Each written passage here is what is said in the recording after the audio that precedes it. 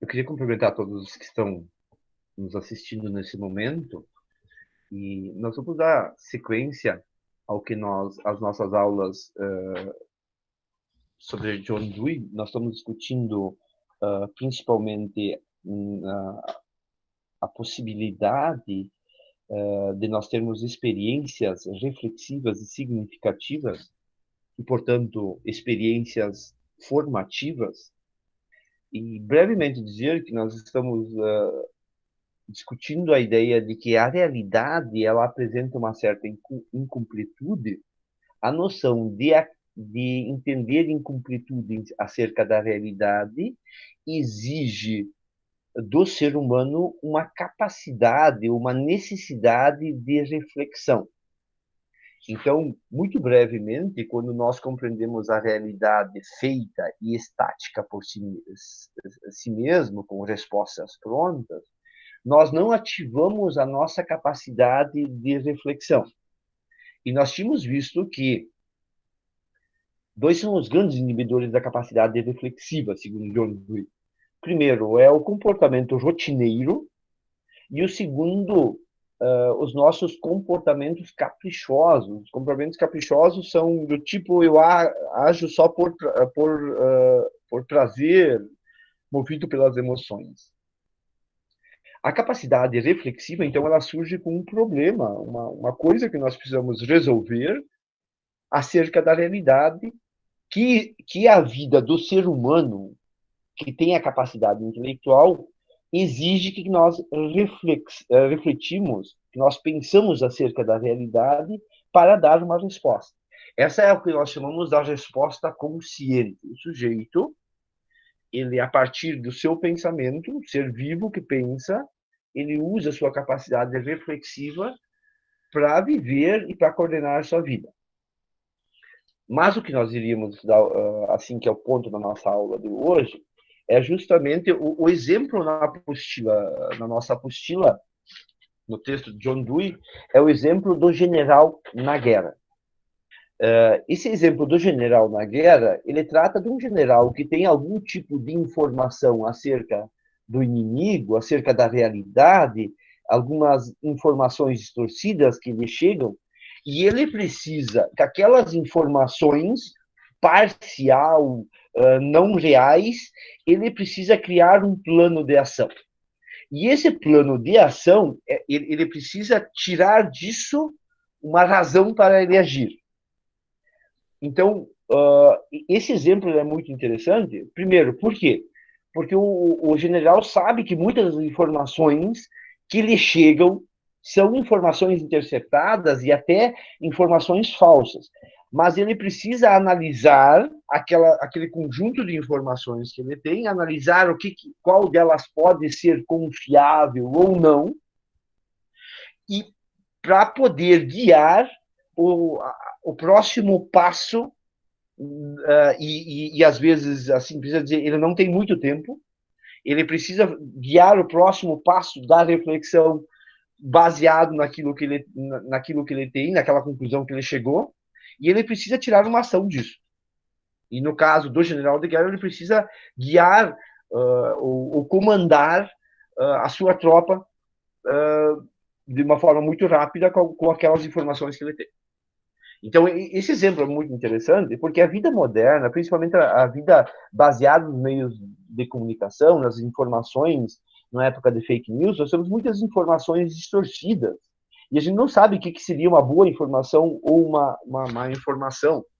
Mas nós precisamos tirar dessa informação formas, guias para nós agirmos, para nós vivermos e vivermos agirmos. Então, assim, um aluno, principalmente um estudante do ensino fundamental, ele vai ter um conjunto de conhecimentos, um conjunto de informações, ele precisa tirar desse conjunto de informações, ele precisa tirar ações pelas quais ele vai coordenar a vida dele. Bom, se aquele conhecimento, aquelas informações que ele tem, não lhes ajudam ele a tirar coordenações para a vida dele, ele vai tornar aquelas informações irrelevantes. E aí o interessante é que existe um papel que é próprio de cada pessoa. Algumas pessoas tiram e interpretam um tipo de informação desse jeito, o outro vai tirar daquela outra forma, e eu vou transformar cada pessoa no seu jeito específico de ser, com a sua experiência, com as suas emoções. Ele vai interpretar ações diferentes com a mesma informação. Então, alunos, jovens que estão na mesma sala de aula vão entender, vão ter a mesma aula lá, vão ter uma experiência muito similar, mas significativamente a experiência deles é diferente, porque cada um vai tirar conclusões daquela aula de uma forma muito específica. Alguns vão dizer, não, isso foi completamente irrelevante, não teve utilidade nenhuma. Outros vão dizer, não, isso aqui é muito interessante para mim. E assim, nas diferentes disciplinas, diferentes conteúdos, nós vamos significando, mas o nosso interesse acerca de qualquer coisa que nós fizemos está na capacidade de nós tomar parte disso. Então, no primeiro item aqui, se eu sou totalmente indiferente às coisas que acontecem, aquela experiência, aquilo que vai acontecer não vai me significar nada. Então, assim, se as coisas que, sei lá, eu não gosto de futebol, então as coisas que acontecem sobre futebol, elas não me dizem respeito. Eu sou completamente indiferente. Agora, coisas em que eu participo, em que eu tomo parte, coisas que eu me interesso, são coisas que me afetam. E são coisas que eu não sou indiferente. São coisas que significam. Então, grande parte das vezes, quando eu considero qualquer tipo de conteúdo, de estudo ou de atividade, e eu sou indiferente às coisas como nos acontecem, é porque eu não tiro daquela realidade significações para eu poder operar na minha vida. Então, às vezes, eu sou desinteressado sobre certo conteúdo de sala de aula, eu sou desinteressado sobre algumas coisas porque eu não consigo visualizar capacidade desse conhecimento auxiliar na solução dos meus problemas. E aí eu não participo. Nessa noção de participação, eu quero só brevemente tirar aqui uma noção. Nessa noção de participação, surge um dos principais, e é a segunda parte, paradoxos do pensamento. O paradoxo do pensamento é esse. Se eu participar demais e estiver envolvido demais e abdicar de pensar, eu estou sendo parcial. Parcial é, eu estou olhando só com as minhas emoções. Se eu ser completamente indiferente e eu olho de fora, eu me desinteresso.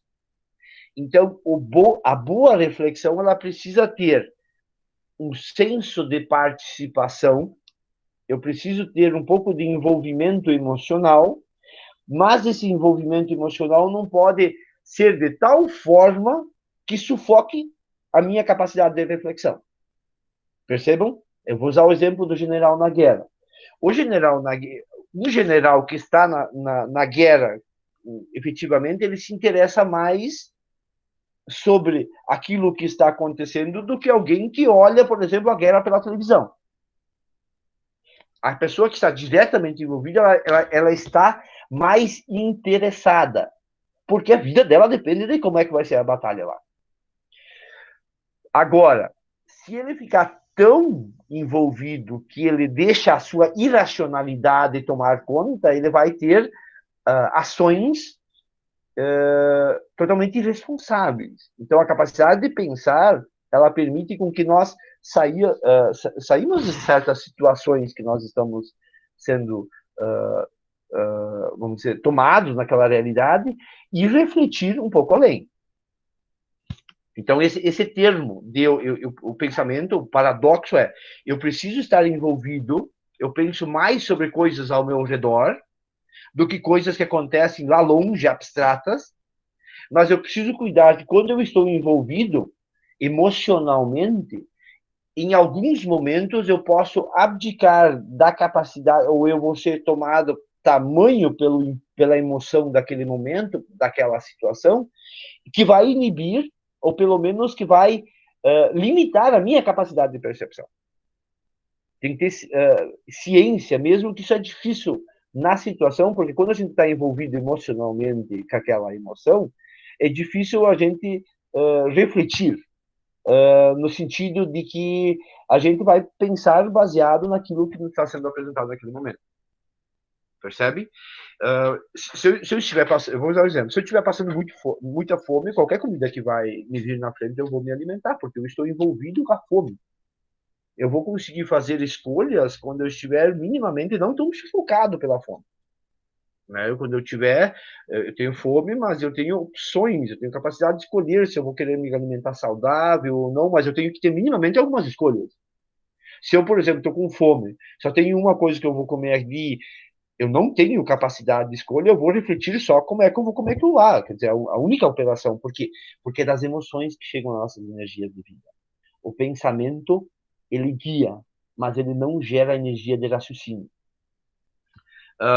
Só para terminar a nossa fala, é que a prova do pensamento, a quase invencível dificuldade de conseguir distanciamento, é prova de que o pensamento se origina em situações em que o curso do pensar é uma parte real dos acontecimentos e está destinado a influir nos resultados.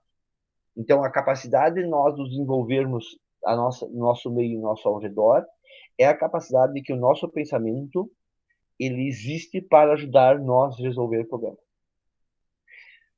Eu agradeço a todos que acompanharam esse vídeo. Desejo a todos uma boa semana. E quero dizer que fiquem bem e até a próxima.